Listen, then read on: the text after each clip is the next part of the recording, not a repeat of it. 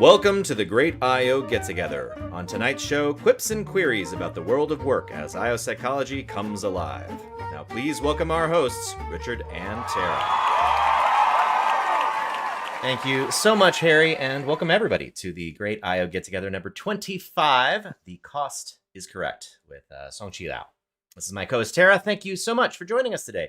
Remember to subscribe, ring the bell, join Discord, join our email list if you haven't already. Details about all of that are available on our website, thegig.online. All of our regular shows, and this one is no exception, have two halves. In the first half, we have a little fun. Second half, get a little more serious, all with our guest of the day. So our guest today is going to be Dr. Songqi Liu, professor in the Department of Management at the Robinson College of Business at Georgia State University. Welcome to the show. Thank you. Happy to be here. Today's game is The Cost is Correct. And this game has two parts. In our first one called One Bid, Tara will be presenting some common, maybe not so common objects or ideas related to I.O. psychology. Songqi and I will be guessing their prices. The winner of each round is whoever gets closest to the actual price without going over to the actual price or cost.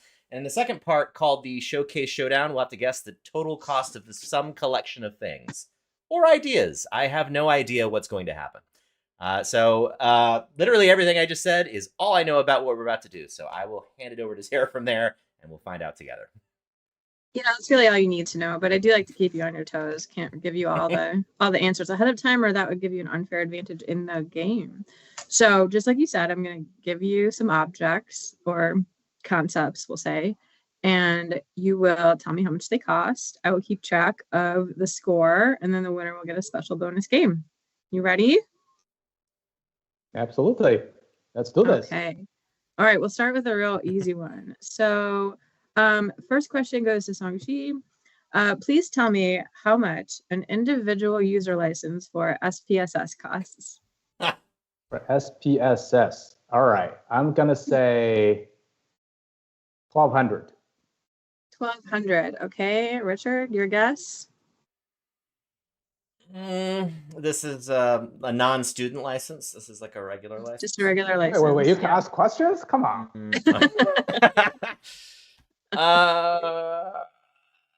going to say 800. 800. The correct answer is 15,900, or you can have it for a $99 a month subscription. So some of you are closer, although you're both way off. Wow. Yeah, Really? it really Wow. makes me think about the privilege of academia, doesn't it? We just have it for free. I think I was anchoring on M+ prices. Is thinking what I was doing. That's kind of my reference too. Yeah. That's about 800. We should probably explain what SPSS is for our younger audiences, huh? I doubt anyone uses it anymore. It's a stat software package, folks. Don't worry about it. All right. Here's the next one. It's very easy, and you both better get this. How much does a student membership of PsyOp cost? Ooh. And so I think, Richard, you go first for this one. I think $55. 55. Okay, Songqi. 54.5. Can I do that? 54.5. Well, you're both very close. It's $59. So Richard is closer by 50 cents. Just for comparison, by the way, APS is 88 and AOM is 106. So we are still the best game in town, just in case you're wondering. All right, next question. This data comes from the PsyOp salary survey. And the question is, and I have to decide which one of these I want to ask you. Okay, what is the median salary for somebody with 2 to 4 years since their doctoral degree in I.O. psychology? And so, Songqi, you're first. In salary, I'm going to say 93,000. 93,000. Okay, Richard. I'm going to say 105.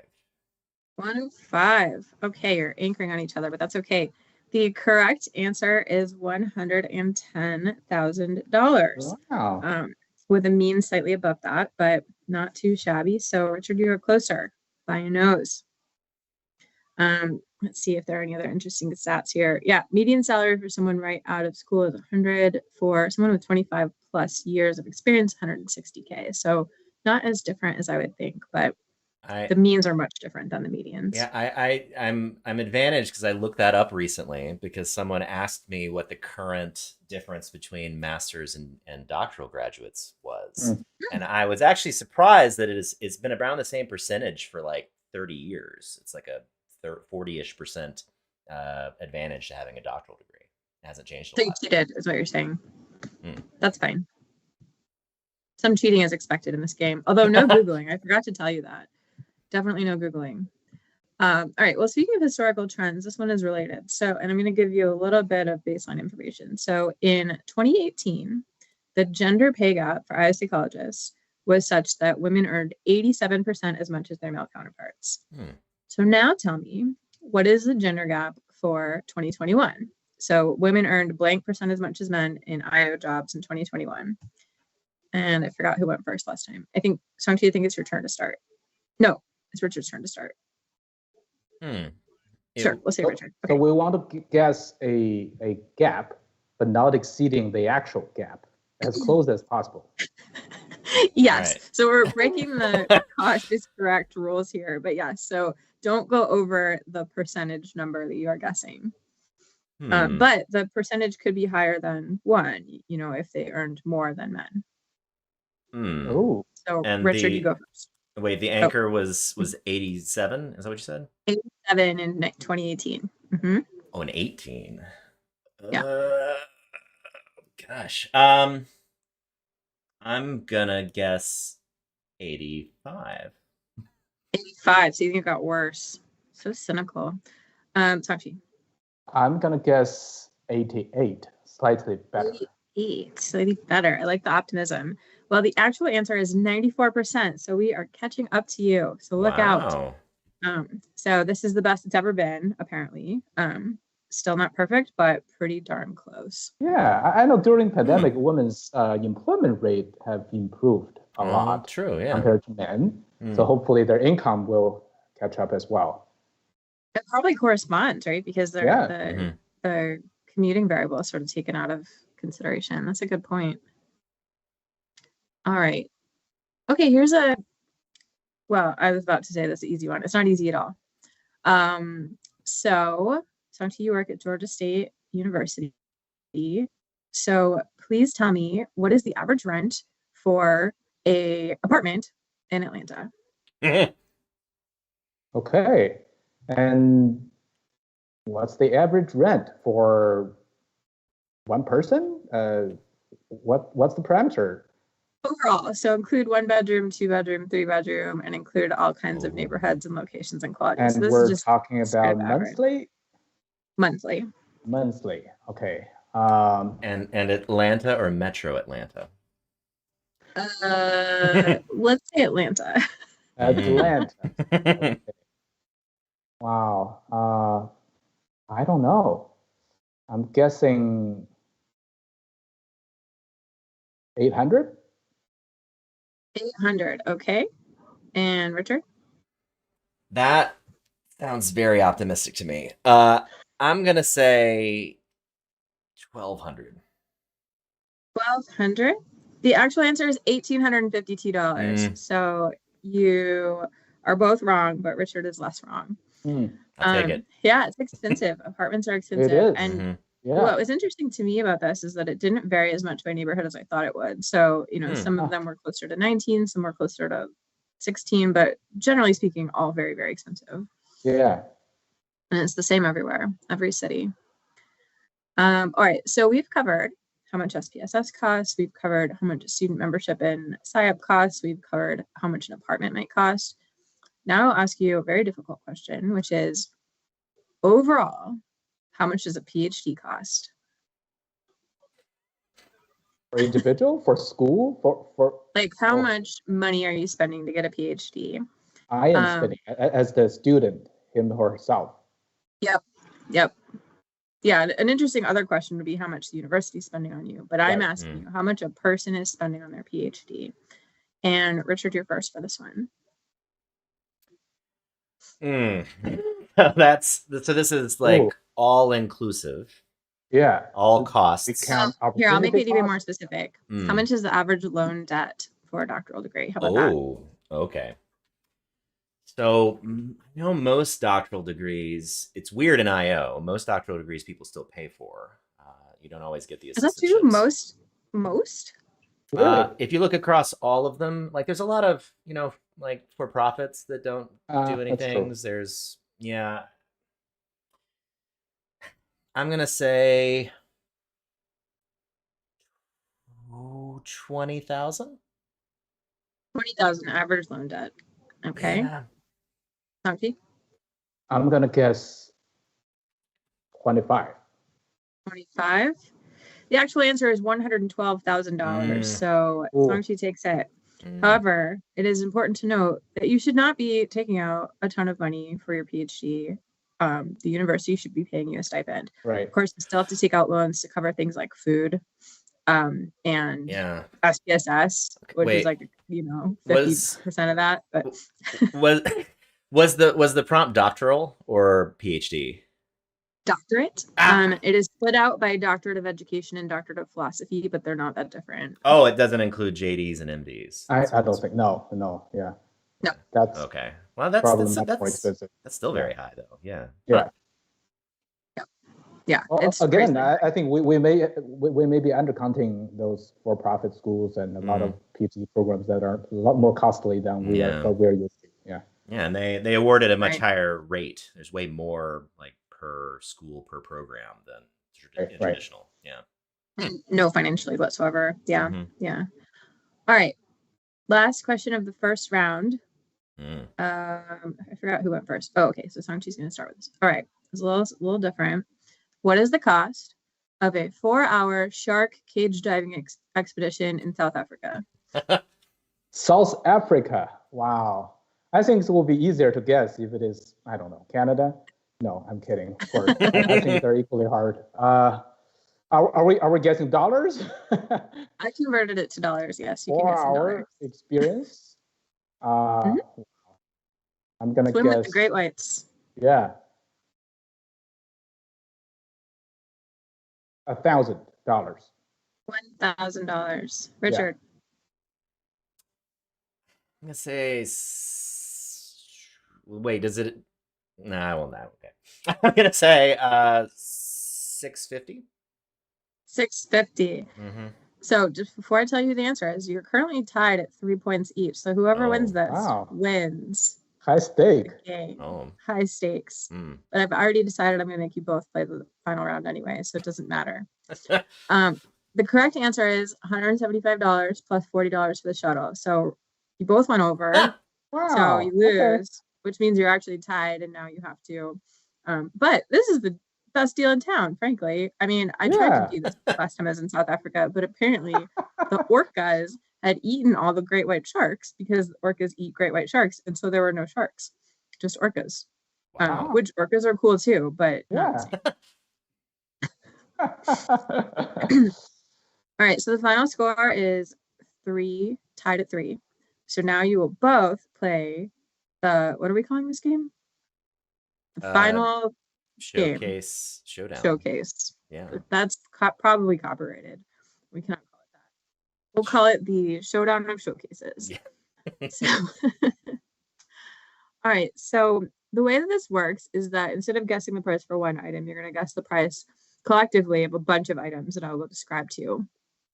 And the bunch of items that you will be guessing is 1 coffee break at the SciUp conference to serve 75 people. And what that includes is the following: 4 gallons of regular coffee, 4 gallons of decaf coffee, 4 gallons of hot tea, 4 gallons of iced tea, 6 dozen cookies, and 3 dozen bananas. So that is approximately enough food for everyone to have a cup of coffee and a cookie or a banana for 75 people. Ish. So I'll give you a minute to think about this. You can use a piece of paper if you want to. Would you like me to say it again? Yeah, I need notes. It was all right. Hold 4 on. gallons each. 4 gallons each of regular coffee, decaf coffee, hot tea, and iced tea. 4 gallons each of those things. So that's a total of 16 gallons of liquid. 6 dozen cookies and 3 dozen bananas. All right. I think I should know this. You can I was ask putting clarifying together a questions if budget you want. a few months ago. Yeah, but I totally forgot now. I should know this. So yeah. I'm gonna flip an imaginary coin and say that Songqi, you go first. So your guess is first. Okay. I know this is way more expensive when I saw the number. The last time I was trying to put together a budget. I'm gonna guess 2,200. 2,200 for coffee and bananas. Richard. Oh no! But that was I was talking about like some food included, fruit and vegetable. Also, just cookies and bananas. Just coffee. Wait. Okay, can I retract? You can revise your answer. Yeah. There's no food except for revise and resubmit. Okay. So I'm gonna lower it. I'm gonna say 800. 800. All right, Richard. Ooh. Coffee and bananas for 75 people. Yeah. My back of the envelope calculation here. I've got $2,600 for that. $2,600. Because I'm thinking it's a lot. No, wait. Well, hold on. I'll give you the breakdown. Okay. Yes. Nah, I give up. No, I think that's it. All right. So I will tell you the following things. Bananas cost $5 each. Cookies cost $72 a dozen. That's right.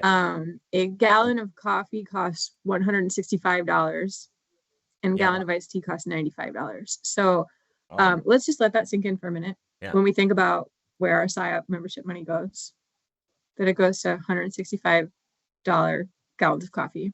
When we add that up, a coffee break for 75 people is $2,900 and $2,972. So Richard, you were very close. Yeah, my initial guess was all right. Your initial guess was very close, so I'll just count your initial guess.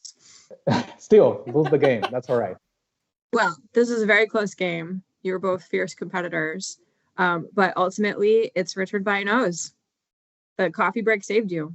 So well done, both of you. Congratulations. Great job. Thank you. I hope we learned a lot and had fun. So let's take a quick break, and then when we come back, no more fun and serious interviews. What? No more fun? Maybe a little. And we are back. So Tara's going to take us through an interview. All right, thanks, Richard. So, Songqi, we introduced you as a professor at Georgia State, but you have another hat that you're wearing, which is NSF Program Officer. So maybe you could start by just telling us what that is for people who have never heard of this term before. Sure, yeah. So what that means is I direct a funding program at the National Science Foundation. And the program is called Science of Organizations. It basically supports research to advance theory on the design and management of organizations. So a lot of things we study in our psychology, including the behavior and well-being of individuals within organizations, how people relate to each other, the organization and the system in the whole. These kind of research topics are within the typical type of research projects we fund for a science of organization. But we also fund research in other areas, things like organizational behavior, strategic management, nonprofit management, operations, organizational communication. So my job is basically to manage this annual budget that NSF gave me, and then identify and recommend high quality projects, proposals for funding. So basically working with my colleagues at NSF, we make sure the principal investigators as well as the universities, they're compliant with the funding requirement. I read and then I approve the reports from the awardees. I also monitor their progress and learn about their achievements. So it's quite an exciting position. Yeah, it sounds like barely any work at all, just a piece of cake. I mean, it also sounds really exciting. So how did you find out about this and become a program officer? Yeah. Well, the short answer is that I applied when there was an opening, just like any other job. I was interviewed, passed the background check before I was hired. There's a long answer to that question, of course. I mean, if I had to trace my journey, so to speak, to the National Science Foundation, I would start with my grad school years at University of Maryland. I remember helping my advisor put together some materials for an NSF grant submission, and then that was my first experience with the funding game. I remember the department has quite a strong culture in terms of funded research. At my first job at Penn State, I submitted a proposal. I was really lucky to receive an award from the National Science Foundation. So soon after, I started reviewing for NSF, and then a few years later, I was put on this panel where reviewers discuss and rank order proposals submitted to the program. Then after a few years, I applied for this program director position. The process is just like an academic job, which includes individual interviews, group interviews, a job talk where you describe what your research is about, kind of your vision for the position you're applying for. And being selected for this role to me is really an honor and an experience I will never forget. And so it sounds like people who are potentially interested in this job should just keep an eye out and try to get involved with panels and reviews as a first step. And that's pretty good advice. Well, so speaking of panels, maybe you could talk a little bit more about how you decide who to recommend for funding. Like, what does that process look like? How are proposals evaluated, and how do you make decisions? Right, absolutely. Happy to talk about it. So we follow the merit review process, right? So each proposal submitted to the Science of Work Relations program will be reviewed by a few experts in the field. So they are asked to evaluate the intellectual merit and the broader impact of the proposal. So intellectual merit refers to the potential to advance knowledge. For example, generating new theory, coming up with new measurement instruments, or help building research infrastructure, and answer questions that previously have not been answered before. The broader impact, on the other hand, is basically the potential to benefit society as a whole. For example, by generating innovative policy implications, new managerial practices, or innovations that can improve the efficiency of work relations or the well-being of people within these work relations. So the intellectual merit and broad impact roughly corresponds to the theoretical research implications and the practical or managerial implications that we often write in our thesis, dissertation, or published papers. In addition to the qualitative evaluations, the reviewers also rate the proposal, right, on a 5-point scale, and we take into account, whether the reviewers think the proposal is poor or fair or good or very good or excellent. Then the panel will try to discuss and talk about what are the positive and negative aspects of the proposal, and try to put it in a bucket, in a category, which we will then talk to leadership about potentially funding the proposals that are put in the highest or the second highest category by the review panel. That's basically how the process works. That's really helpful. And my experience is that the broader impact criterion is the hardest one for people to really think about. I think it's surprising, like all scientists understand how to explain the scientific merit of their work, but when you start explaining why it matters to society, it's less comfortable for people. Is that your experience too? That's right, yeah. So a lot of times you see, people do a really good job, and the reviewers are excited about the scientific contributions, right? How people advance theory, how they come up with innovative measurement or research paradigms. But when it comes to, how does your research project help advance some of the more important societal objectives? Help, let's say, the economy run more smoothly, or how do you improve the health and well-being of workers in the particular industry or particular sector of employment? That's kind of when many of the researchers struggle. But I do think that's very important. And when it comes to evaluating the proposals, we do hold, intellectual merit and broader impact equally important. So it's really sort of, sometimes I see this for journals as well, right? When, journal editors or reviewers challenge authors to come up with practical implications, especially those that are different from what have been previously proposed or mentioned by other research. I do encourage people to really think through that part of your thesis, dissertation, or research papers, rather than think that as a secondary kind of contribution compared to what you contribute to theory or research alone. Very helpful.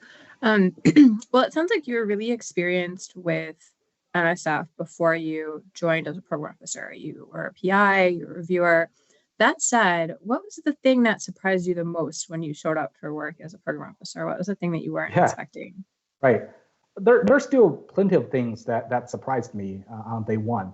I think my biggest surprise is probably how much collaboration there is among program directors. Right. Before I joined, I truly had little knowledge about how different programs are related to each other and how these interdisciplinary projects, for example, are received by NSF. It's not set up as if we're in different departments and we really talk to each other. No, I think there's a pretty collaborative environment there.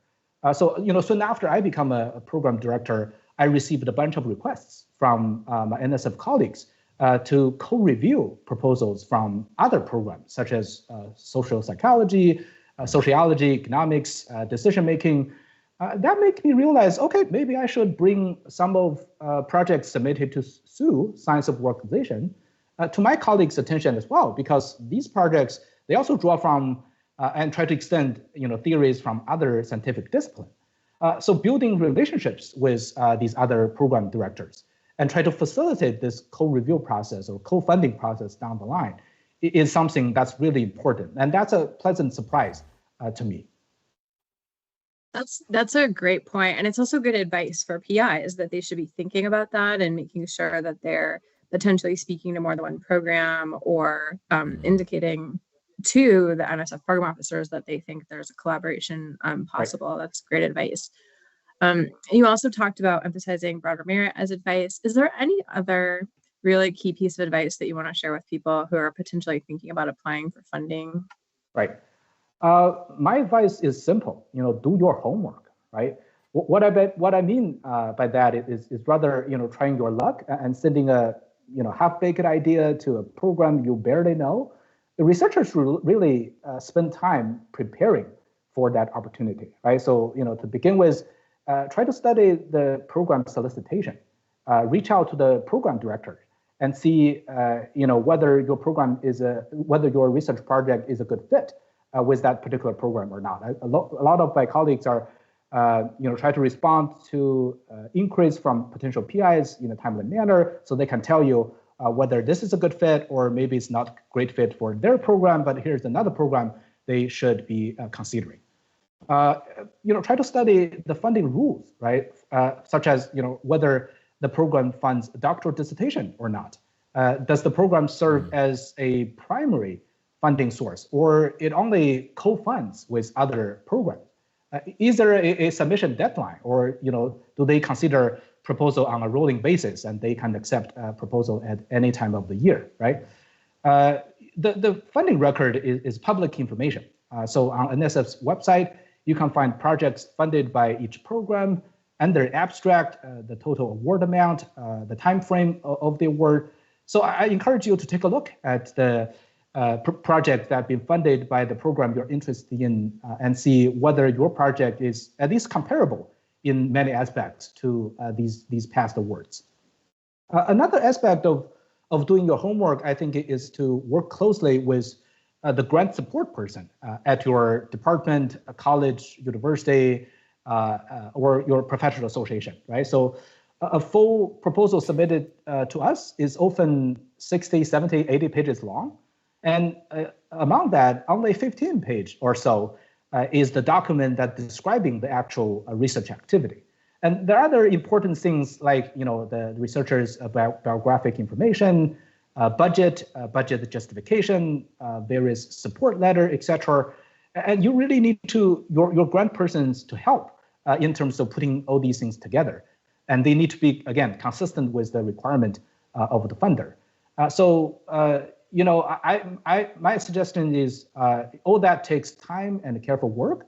So try to inform your grant support person of your intention to submit a grant proposal as early as possible, often several weeks or even a couple months before the submission deadline. So give them enough time to work with you to help you prepare for a thorough and a complete submission to make sure that you maximize your opportunity to get funded by the program you submit to.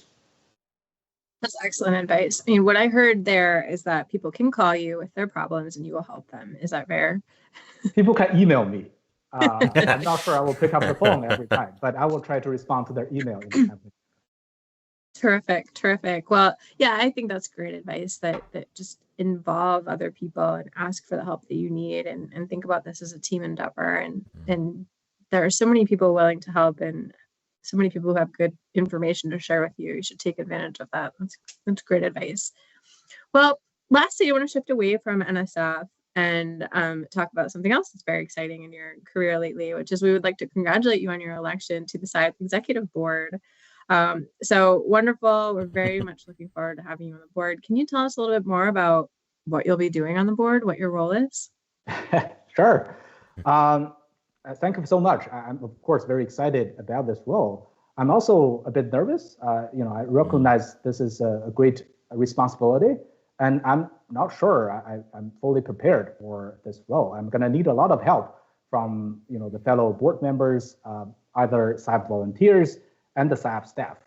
I think in general, membership is in good hands right now. I want to continue our journey toward a more open, inclusive, and more engaged membership base.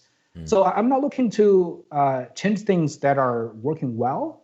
We want to continue leveraging our membership conference and career services data to help SIAP make strategic decisions. I want to keep working with conference portfolio officer to improve the networking experience of our conference goers, especially newcomers. We have done important work related to researching and implementing succession planning to enhance the SIAP leadership pipeline and readiness of the committee chairs and volunteers. I think we want to continue doing these important things. I also want to keep the good momentum going, right, in terms of coordinating word, history, fellowship committees to celebrate the SIAP members' achievement and support their professional growth. I think these are all good things I really look forward to. If I have to think about things that perhaps we are not doing as much as we could, perhaps, I would say maybe we can do more outreach in terms of going to universities that do not necessarily have a graduate IO psychology program, right? To let people know, here's what we're doing. Here is great employment opportunity after, let's say, you get a master's or PhD degree in IO psychology. So help people understand the science that we're trying to contribute to and the career path that we may help people establish in the future to help establish the reputation of IO psychology in undergraduate programs, even let's say high school level. People may not be familiar with the term IO psychology or what we do. I hope we can do more outreach so that we can, again, broaden our membership base and help establish a more open, inclusive, and diverse SIAP membership base. That's amazing. Well, unfortunately, I heard that the current president's a real jerk, but the rest of the board is great. And so I expect good things ahead for everybody involved. Well, Songqi, this has been so wonderful. Thank you so much for making time to chat with us. I think that the information you shared about NSF is incredibly valuable to people, and your price guessing skills are very impressive as well. So thank you so much again for coming. You're very generous. Great to see you. Thank you. All right. Richard, back to you. Yeah, that is it for gig number 25. Remember to subscribe, ring the bell, join Discord, join our email list, all of which you can do at thegig.online. A little sneak preview as of our next season. We're going to be switching it up a little bit, a little bit of a change in programming to accompany the release of Tara and my new book. So more about that next year. Otherwise, that's it for this week. So thanks for watching. We will see you next time for another great I/O Get Together. Bye. All right. I was gonna give a thumb up. Oh, the times were hard and the wages low. Lever, Johnny, lever. I guess it's time for us to go. And it's time for us to leave her. Lever, Johnny, lever. Oh, lever, Johnny, lever. For the voyage is done and the winds don't blow. And it's time for us to leave her. That's it for another gig. To stay in touch, subscribe on YouTube, check out our website at thegig.online, join our LinkedIn group, sign up for our email notification list, and join our Discord. So many ways to connect. Thanks for joining us, and see you next time for another great I/O Get Together.